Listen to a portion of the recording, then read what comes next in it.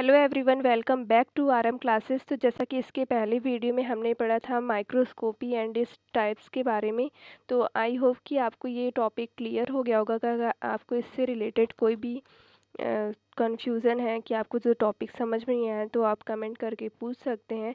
तो आज इस वीडियो में हम पढ़ेंगे नेक्स्ट टॉपिक, वो है ऑटोक्लेव। तो चलिए वीडियो को स्टार्ट करते हैं।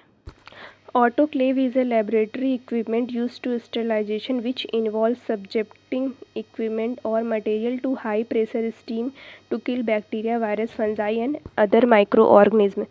तो हिंदी में पढ़ लेते हैं। सो गाइस, आज हमें थोड़ा ज़ुकाम है तो इसलिए मेरी वॉइस भी चेंज लग रही होगी एंड मैं थोड़ा धीरे धीरे ही पढ़ाऊँगी। तो चलिए हिंदी में पढ़ लेते हैं। ऑटोक्लेव एक प्रयोगशाला उपकरण है जो स्टेरिलाइजेशन के लिए उपयोग किया जाता है, जिसमें उपकरणों या सामग्रियों को उच्च दबाव वाले भाप के अधीन किया जाता है ताकि बैक्टीरिया, वायरस, कवक या अन्य सूक्ष्म जीवों को मारा जा सके। तो सिंपल से ये समझिए कि ये जो ऑटोक्लेव है एक लेबोरेटरी इक्विपमेंट है जो कि स्टेरिलाइजेशन का यहाँ मतलब होता है कि बैक्टीरिया, वायरस या फंजाई जो होता है उसको किल करने के लिए यूज़ होता है। तो मेनली यही है ऑटोक्लेव का मतलब यही है कि एक जो इसके इक्विपमेंट या फिर लेबोरेटरी में जो इक्विपमेंट और मटेरियल होता है उसको एक हाई प्रेशर में रखा जाता है। मतलब एक स्टीम समझ लीजिए, स्टीम जनरेशन होता है।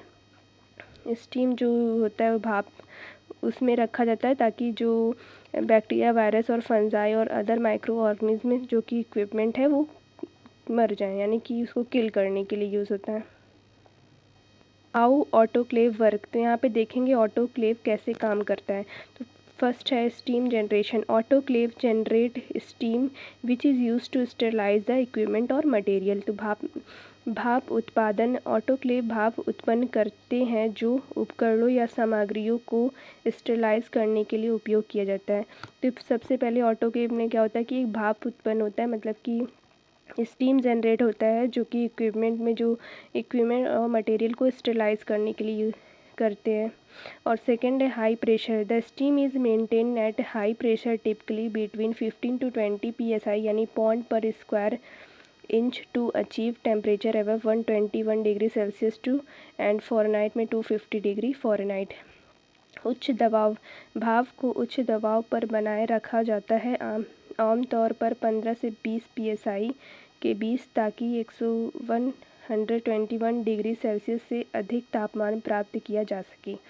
तो इसमें जो होता है कि हाई प्रेशर इंक्लूड होता है ताकि, और इसमें कितना psi होता है 15 to 20 psi होता है ताकि उसका टेम्परेचर कम से कम 121 डिग्री सेल्सियस तक जा सके। एंड थर्ड यहाँ पे temperature control. The temperature is carefully control to ensure effective sterilization. तापमान नियंत्रण। तापमान को सावधानी से नियंत्रित किया जाता है ताकि प्रभावित स्टेरिलाइजेशन सुनिश्चित किया जा सके। मतलब यहाँ पे जो टेम्परेचर है वो कंट्रोल किया जाता है, मतलब कि अपने अकॉर्डिंग कि कितना टेम्परेचर हम इंक्रीज़ करें कि जो उसमें बैक्टीरिया, वायरस या फिर माइक्रो ऑर्गेनिज्म है वो किल हो सके। तो यहाँ पे टेम्परेचर को उसके अकॉर्डिंग फिक्स करते हैं, यानी कंट्रोल करते हैं। फिर हम पढ़ेंगे ऑटोक्लेव का एप्लीकेशन, यानी कि ऑटोक्लेव के अनुप्रयोग। तो autoclave are widely used in. Autoclave का व्यापक रूप से उपयोग किया जाता है, मतलब कि यहाँ ऑटोक्लेव का कहाँ कहाँ यूज़ होता है वो हम पढ़ेंगे। फर्स्ट है यहाँ medical and health care. Sterilising medical instrument, equipment and supplies. चिकित्सा और स्वास्थ्य देखभाल। चिकित्सा उपकरणों और आपूर्ति को स्टेरलाइज करना, यानी मेडिकल में जो कि इंस्ट्रूमेंट और इक्विपमेंट और सप्लाईज होते हैं उनको स्टेरलाइज करने के लिए यूज़ होता है। एंड सेकेंड है laboratories. Sterilising equipment, glassware and materials. यहाँ प्रयोगशाला है। उपकरणों, ग्लासवेयर और सामग्रियों को स्टेरलाइज करना, यानी कि लेबोरेटरी में जो कि हम इक्विपमेंट यूज़ करते हैं, या ग्लासवेयर हो गया और मटेरियल्स हो गया, उसको स्टेरलाइज करने के लिए हम यूज़ करते हैं लेबोरेटरी में। एंड थर्ड यहाँ pharmaceuticals. Sterilising equipment and material used in pharmaceuticals production. और फार्मास्यूटिकल उत्पादन में उपयोग किए जाने वाले उपकरणों और सामग्रियों को स्टेरलाइज करना। यानी फार्माक्यूटिकल में जो हम लोग मटेरियल्स यूज़ करते हैं या इक्विपमेंट यूज़ करते हैं उसको स्टरलाइज़ करने के लिए यूज़ होता है। एंड 4 हमारा यहाँ पे research and development, sterilising equipment and material for various research application. अनुसंधान और विकास, विभिन्न अनुसंधान अनुप्रयोगों के लिए उपकरणों और सामग्रियों का स्टरलाइज़ करना, यानी कि हम जो कि रिसर्च और डेवलपमेंट में जो भी इक्विपमेंट और मटेरियल यूज़ करते हैं उसको स्टरलाइज़ करने के लिए हम ऑटोक्लेव का यूज़ करते हैं। तो सिंपली ये समझ लीजिए कि ऑटोक्लेव का हम लोग medical, laboratories, pharmaceuticals and research and development में यूज़ करते हैं। एंड सब में वही वर्क है ऑटोक्लेव का कि जो कि हम मटेरियल और इक्विपमेंट यूज़ करते हैं उसमें जो बैक्टीरिया, वायरस, फंजाई और माइक्रो ऑर्गेनिज्म है उसको किल करने के लिए यूज़ करते हैं। आई होप कि आपको यहाँ तक समझ आया होगा। चलिए चलते हैं नेक्स्ट टॉपिक की तरफ। नेक्स्ट हम पढ़ेंगे benefits of autoclave. Autoclaves offer several benefits including, तो ऑटोक्लेव में बहुत सारे बेनिफिट्स होते हैं, जैसा कि यहाँ पहला लिखा है effective sterilization. Autoclave can kill a wide range of microorganism ensuring effective sterilization. तो यहाँ लिखा है प्रभावी स्टरलाइजेशन। ऑटोक्लेव विभिन्न प्रकार के सूक्ष्म जीवों को मार सकते हैं जिससे प्रभावी स्टरलाइजेशन सुनिश्चित होता है। मतलब कि यहाँ पे जो ऑटोक्लेव है वो इन लार्ज क्वांटिटीज़ में माइक्रो ऑर्गेनिज्म को किल करते हैं, जिससे कि ये होता है कि एक इफेक्टिव स्टरलाइजेशन होता है। मतलब हम इंश्योर कर सकते हैं कि हाँ इसमें जो है बैक्टीरिया, वायरस और माइक्रो ऑर्गेनिज्म जो कि एक मटेरियल या इक्विपमेंट में है उसमें किल हो चुका है। एंड सेकेंड है यहाँ पे एफिशिएंट।